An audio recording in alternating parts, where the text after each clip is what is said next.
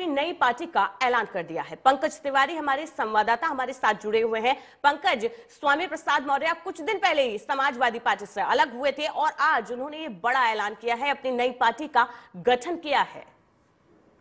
जी देखिए, बिल्कुल आपको बता दें कि स्वामी प्रसाद मौर्य समाजवादी पार्टी में थे और लगातार वो जो बयान दे रहे थे, इससे कहीं ना कहीं समाजवादी पार्टी के भी जो नेता थे वो भी अपना पल्ला झाड़ ले रहे थे। और इसको लेकर के उन्होंने अखिलेश यादव को, जो राष्ट्रीय अध्यक्ष है समाजवादी पार्टी के, उनको पत्र लिखा और बताया कि जो कह रहे हैं पार्टी वो स्वीकार नहीं कर रहे, लिहाजा वो पार्टी के महासचिव पद से इस्तीफा दे रहे हैं। और उसके बाद अटकलें लगाई जा रही थी कि स्वामी प्रसाद मौर्य कोई दूसरी पार्टी का दामन पकड़ सकते हैं या अपनी खुद की पार्टी लेकर के आ सकते हैं। और आज जो स्थिति बनी हुई है, स्वामी प्रसाद मौर्य की तरफ से घोषणा किया गया है कि वो राष्ट्रीय शोषित समाज पार्टी का गठन किए हैं और 22 फरवरी को इनके कार्यकर्ताओं का अधिवेशन बुलाया जाएगा। एक तरह से देखा जाए तो झंडा वगैरह सब कुछ उनके द्वारा जारी किया गया है। और जो यूपी की एक राजनीति है उसमें फिर से एक नई जो है की कहानी लिखने को तैयार है स्वामी प्रसाद मौर्य। जबकि सूत्रों की माने तो स्वामी प्रसाद मौर्य पार्टी बनाने के बाद कांग्रेस के साथ भी कांग्रेस का दामन पकड़ के आगे बढ़ सकते हैं, लेकिन कहीं ना कहीं स्वामी प्रसाद मौर्य काफी आहत दिख रहे हैं और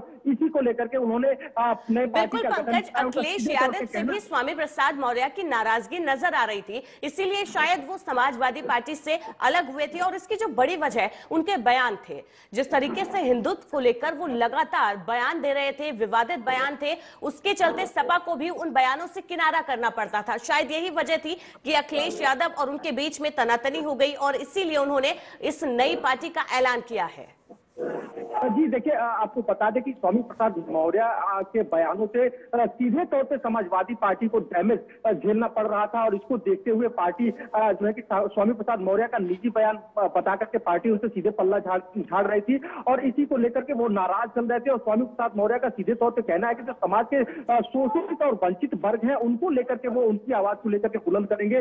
राष्ट्रीय शोषित समाज पार्टी का जो RSSP का जो गठन उन्होंने किया है, वो सीधे तौर पर उनका कहना है कि जो समाज के निचले तबके के लोग हैं, जो शोषित हैं, उनको लेकर के आगे बढ़ेंगे, उनके लिए आवाज उठाएंगे, उनके लिए मांग करेंगे। हालांकि समाजवादी पार्टी और कांग्रेस के बीच में भी जो गठबंधन को लेकर के जो बातें चल रही थी उसमें भी कहीं ना कहीं दरार देखने को मिल रहा है। और लेकिन पंकज, समाजवादी पार्टी से अलग होने के बाद स्वामी प्रसाद मौर्य कांग्रेस का रुख कर सकते हैं, ये अटकलें तो हैं, लेकिन जिस तरीके से उनकी एक छवि बन गई है, सनातन को लेकर वो लगातार विवादित टिप्पणी करते हैं, तमाम जो बाकी पार्टियां हैं वो भी उनकी आलोचना करते नजर आए हैं। ऐसे में कांग्रेस के लिए भी ये बड़ा कदम होगा स्वामी प्रसाद मौर्य को अपने साथ लेना। और शायद स्वामी प्रसाद मौर्य को अगर कांग्रेस साथ में लेती है तो इसका खामियाजा 2024 के लोकसभा चुनाव में कांग्रेस को भुगतना पड़ सकता है, क्योंकि बीजेपी भी कांग्रेस पर लगातार हमलावर रहती है कि वो हिंदुत्व विरोधी पार्टी है। ऐसे में स्वामी प्रसाद मौर्य को साथ लेना कितना बड़ा कांग्रेस के लिए ये अहम कदम होगा?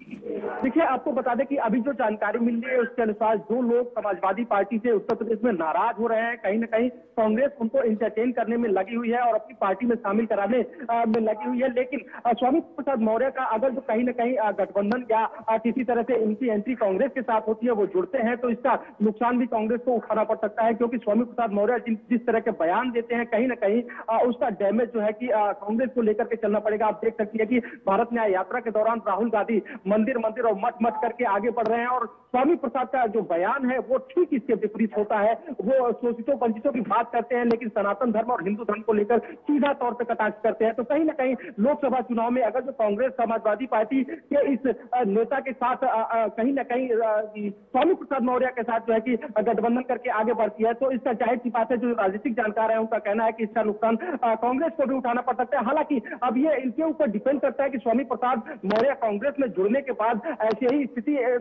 रखते हैं, ऐसे ही बयान देते हैं, या फिर इनके बयानों में कुछ बदलाव देखने को मिल सकता है। ये आने वाला वक्त बताएगा। हालांकि बिल्कुल पंकज, अब देखना होगा कि इस नई पार्टी के साथ स्वामी प्रसाद मौर्य किस तरीके से अपनी राजनीति को नई धार देते हैं। धन्यवाद इस जानकारी के लिए आपका। तो प्रधान